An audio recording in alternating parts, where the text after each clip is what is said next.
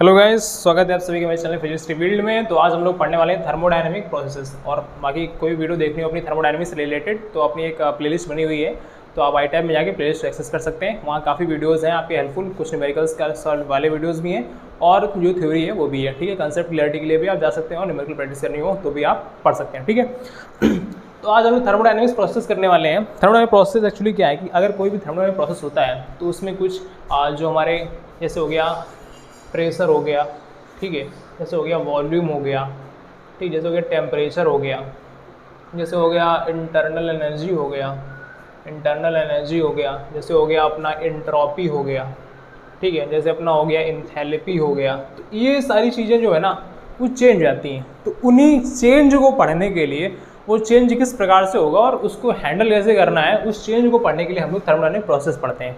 ठीक है, अब प्रोसेस की बात आती है तो प्रोसेस अपने दो तरीके से हमारे थर्मोडायनेमिक्स में डिफाइंड है। एक होता है हमारा रिवर्सिबल प्रोसेस और दूसरा होता है हमारा इरिवर्सिबल प्रोसेस।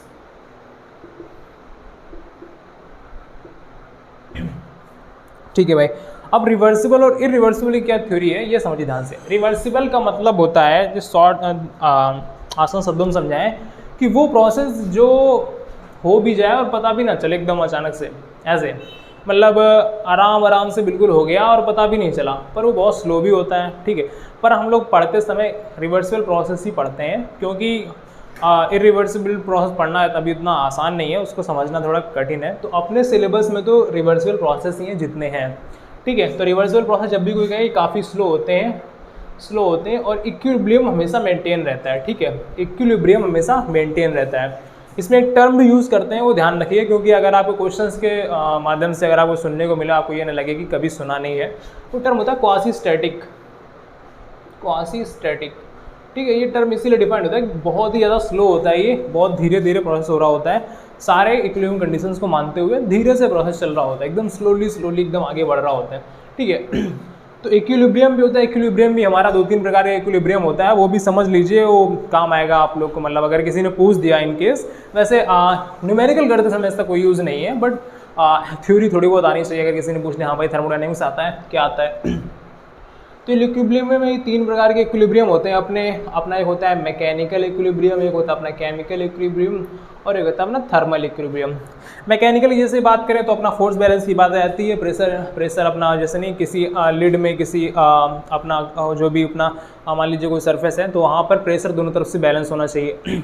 ठीक है, तो वो हो जाता है अपना मैकेनिकल इक्विलिब्रियम। ठीक है, केमिकल इक्विलिब्रियम मतलब किसी प्रकार का केमिकल रिएक्शन उस सिस्टम के अंदर नहीं हो रहा होना चाहिए। ठीक है, किसी प्रकार का भी केमिकल रिएक्शन उस सिस्टम के अंदर नहीं हो रहा होना चाहिए।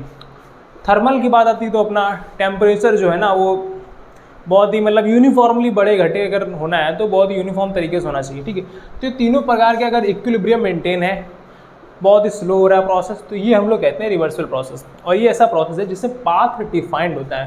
पाथ हम लोग पता कर सकते हैं कि हाँ किस पाथ से होते हुए जा रहा होगा।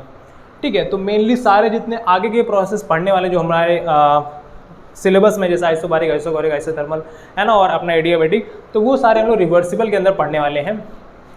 इरिवर्सिबल प्रोसेस हमारे क्या होते हैं? इरिवर्सिबल प्रोसेस वो प्रोसेस होते हैं जो कि अचानक से हो जाए या फिर मतलब जिनका लौटना मुमकिन ना हो। मतलब अगर प्रोसेस यहाँ से यहाँ हो गया है तो वापस लाएंगे तो वो अपना एनर्जी लॉस कर देगा। ठीक है, ये पर यहाँ पर एनर्जी लॉस नहीं होगा और यहाँ पर कोई भी क्या नहीं होता है, पाथ डिफाइंड नहीं होता। सिर्फ इनिशियल और फाइनल कंडीशन के बारे में पता होता है कि हाँ भाई इनिशियल में प्रेशर माना था 1 बार, वॉल्यूम था हमारा 2 क्यूबिक सेंटीमीटर, टेम्परेचर था 300 केल्विन, आगे गया तो प्रेशर हो गया 300 बार 200 केल्विन और आगे वॉल्यूम हो गया 400 मीटर क्यूब। ठीक है, तो सिर्फ इनिशियल और फाइनल कंडीशन के बारे में हमें पता रहता है। अगर उसको ग्राफ से समझने की थोड़ा सा कोशिश करते हैं तो देखिए आसान सी चीज़ें हैं। जैसे मान लीजिए अगर आपका रिवर्सिबल प्रोसेस होगा, PV रिवर्सिबल प्रोसेस होगा तो हमेशा क्या होने वाला है, एक ग्राफ से डिफाइंड होगा, एकदम सॉलिड लाइन दी होगी, हाँ भाई ये रिवर्सिबल प्रोसेस है। इरिवर्सिबल प्रोसेस के लिए सिर्फ इनिशियल और फाइनल कंडीशन डिफाइंड होती है, इनिशियल और ये नहीं फाइनल कंडीशन। कोई भी पाथ डिफाइंड नहीं होता। अगर पाथ ही नहीं पता होगा तो यार हम लोग उसके बारे में पढ़ेंगे कैसे। ठीक है, तो अभी हम लोग जितने भी प्रोसेस पढ़ेंगे वो सारे रिवर्सिबल के अंदर पढ़ने वाले हैं। ओके, तो आगे चलते हैं, हम लोग समझते हैं फर्स्ट लॉ ऑफ थर्मोडायनेमिक्स का। अभी हम लोग अपन लोग देखते हैं कि ये फर्स्ट लॉ ऑफ थर्मोडायनेमिक्स क्या होता है। तो फर्स्ट लॉ ऑफ थर्मोडायनेमिक्स का वो नियम है जो कि एक तरीके से एनर्जी कंजर्वेशन का नियम है, ठीक है। एनर्जी कंजर्वेशन का नियम एनर्जी कंजर्वेशन का नियम कैसे, एनर्जी कंजर्वेशन का नियम, मान लीजिए ये अपनी गैस है कोई, ठीक है, इस सिस्टम में अपनी ये गैस है, ठीक है। तो हम लोगों ने कुछ डेल्टा क्यू हीट दी आपने कुछ हीट दी, तो उस हीट से वो क्या करेगा, कुछ डेल्टा यू अपनी इंटरनल एनर्जी में बढ़ा देगा, ठीक है। उसका तापमान बढ़ेगा उसके इंटरनल एनर्जी में, और इंटरनल एनर्जी डायरेक्ट मेजर होता है टेम्परेचर का, ठीक है। जब भी टेम्परेचर बढ़े तो आप ये मान लीजिएगा इंटरनल एनर्जी बढ़ रही है, ठीक है। रिवर्सल प्रोसेस में ये एकदम फिक्स चीज़ है। तो मान लीजिए इसका टेम्परेचर बढ़ गया, दैट मीन्स की इंटरनल एनर्जी में कुछ बढ़ोतरी आ गई, और हो सकता है ये गैस थोड़ा सा एक्सपेंड हो गई, मतलब इसने क्या कर दिया, थोड़ा सा वर्क कर दिया, इसने थोड़ा सा क्या कर दिया, वर्क कर दिया। अगर इसने थोड़ा सा वर्क कर दिया तो मतलब क्या हुआ, एक तरीके से एनर्जी कंजर्वेशन कैसे हो गया कि आपने डेल्टा क्यू दिया, कुछ अपना डेल्टा यू में चला गया और कुछ डेल्टा डब्ल्यू में चला गया।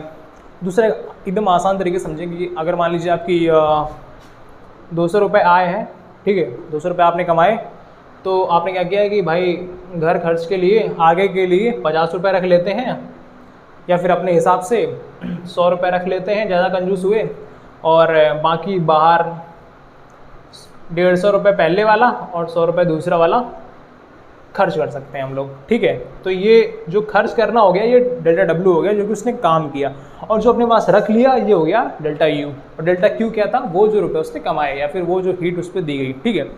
ये समझने का तरीका हो गया। अब इसका साइन कन्वेंशन जो होता है वो देख लेते हैं, ठीक है। साइन कन्वेंशन काफ़ी इंपॉर्टेंट होता है, और इसकी इक्वेशन कैसे बनेगी, इक्वेशन तो आप लोगों को समझ में आ गया होगा वैसे। समझ लेते हैं क्या था कि डेल्टा क्यू आया था जो कि डेल्टा यू और डेल्टा डब्ल्यू में बढ़ गया। यही होता है अपना फर्स्ट लॉ ऑफ थर्मोडायनेमिक्स, ठीक है। तो आपने उदाहरण के तौर पर समझा कि अगर किसी व्यक्ति की आय नहीं होगी तो कितना अपने घर खर्च के लिए रखेगा और कितना बाहर खर्च कर देगा, या फिर अपने मौज मस्ती के लिए कुछ कपड़े खरीद लिए, कुछ कर लिया, कुछ भी कर सकता है, ठीक है। तो ये हो गई भाई। अब साइन कन्वेंशन की बात करते हैं। साइन कन्वेंशन काफ़ी इंपॉर्टेंट है, साइन कन्वेंशन, ठीक है। फिजिक्स और केमिस्ट्री में दोनों जगह हम लोग थर्मोडायनेमिक्स पढ़ते हैं, और दोनों जगह साइन कन्वेंशन डिफरेंट है। तो प्लीज़ आप लोग बहुत ध्यान से सुनिएगा साइन कन्वेंशंस को, ठीक है। साइन कन्वेंशन की बात करते हैं तो अगर क्यू का साइन कन्वेंशन देखें, क्यू का प्लस कब लेना है आप लोग को, जब हीट ऐड की जाए सिस्टम में, heat add to the system, ठीक है, हीट एडेड टू सिस्टम, तब हम लोग को लेना है प्लस। हाँ, अगर आप पढ़ रहे हैं तो प्लीज़ नोट डाउन कर लीजिएगा चीज़ों को, कॉपी में लिख लीजिएगा, तभी आप लोग को समझ में आने वाला, आगे आप याद रखने वाले हैं, ठीक है। तो Q जो होगा वो heat addition to the system, plus होगा तब हीट ऐड होगी, माइनस होगा जब heat extracted from the system, जब आपने हीट निकाल ली तो हम लोग माइनस लेने वाले हैं, ठीक है। Heat extracted from the system then हो जाएगा हमारा माइनस। अब बात आती है W की। W की बात क्या आएगी भाई, प्लस कब होगा, जब हमारा होगा work done by the gas, work done by the gas, ठीक है। जब गैस ने खुद काम किया तब वो कह रहा नहीं हम प्लस लेंगे भाई, तब तो हमें कोई मेडल मिलना चाहिए, हमने खुद काम किया होगा कुछ। जब हम पर ही काम हुआ है तो हम क्या लेंगे, माइनस लेंगे। Work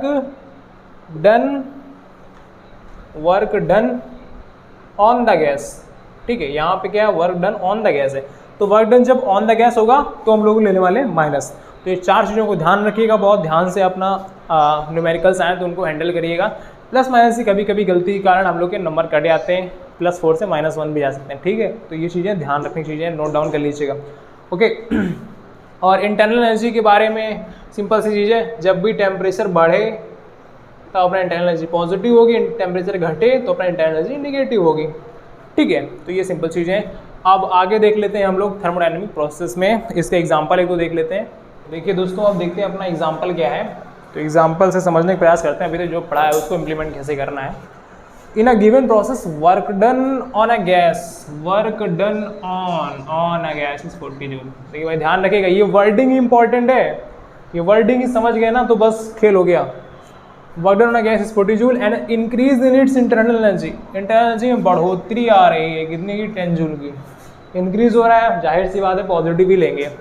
find the heat given और टेकन टू और फ्रॉम द गैस, ठीक है। टू और फ्रॉम ये आपसे पूछा है, ठीक है, कि लेंगे या देंगे हीट को। तो आप सिंपल सी बात करेंगे कि delta Q is equals to delta U plus delta W.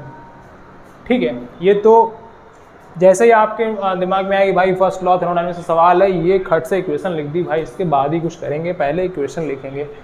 Equation लिख ली और फिर बात करते हैं कि प्लस माइनस साइन की। तो work done on a gas है, ऑन गैस है, ऑन गैस, ऑन खुद नहीं करवाना चाहता है, गैस चाहती है हम खुद वर्क करें। ठीक है, तो क्या होगा ये negative. Increase in internal energy positive. Delta Q is equals to delta U plus का 10, ये प्लस ऑफ माइनस का 40, तो क्या आ जाएगा माइनस का 30 जूल। अब क्या है डेल्टा क्यू प्लस होता है तो क्या होता है heat given to the system, heat given to the system होता है तब होता है हमारा प्लस। माइनस आ गया दैट मीन क्या होने वाला है heat extracted from the system और heat taken from the gas. तो गिवन वाला टर्म हट जाएगा, 2 हट जाएगा, ये हट जाएगा। The heat taken from the gas in the process is 30 joule. समझ आ गई बात? तो इसी के साथ वीडियो को समाप्ति करते हैं। अगर वीडियो पसंद आया हो तो प्लीज़ लाइक कर दीजिएगा और थर्मोडायनेमिक्स की प्लेलिस्ट एक्सेस करने के लिए मैंने बताया है आपको कि आप यहाँ आई टाइम में देखिएगा तो आपको यहाँ पे थर्मोडायनेमिक्स की प्लेलिस्ट मिल जाएगी या फिर आप डिस्क्रिप्शन में भी चेक कर सकते हैं। Thank you.